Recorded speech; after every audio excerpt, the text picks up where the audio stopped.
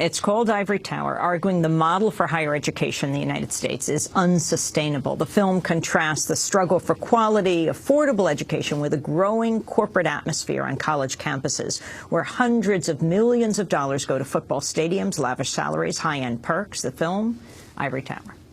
The very concept of the institution of higher learning is about to be broken. Our nation's combined student loan debt has now hit $1 trillion. College tuition has increased more than any other good or service in the entire U.S. economy.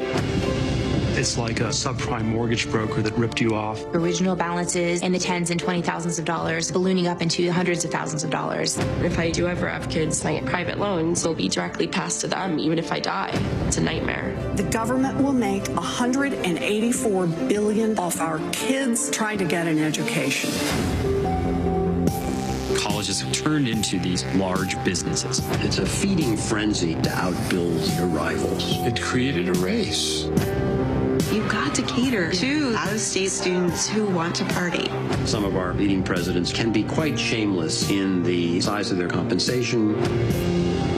The older generations that criticize the millennials grew up in a time when you could go to a state university and pay your way through with summer jobs. There's going to be a collapse. People just don't want to pay for it anymore. The trailer for the new documentary, Ivory Tower, directed by our guest, Andrew Rossi. Is college worth it, Andrew? Well, we do see statistics that show that those who have a college degree make, in median lifetime earnings, $1 million more than those who have only a high school diploma. But what that very powerful statistic leaves out are all those who don't complete, who don't finish their college and experience, and those who have student loan debt that is so paralyzing when they graduate that they're not able to pursue life choices. There's something very humorous here. I mean, incredibly sad. But if you had a college degree, you'd have to ask, should I go to college?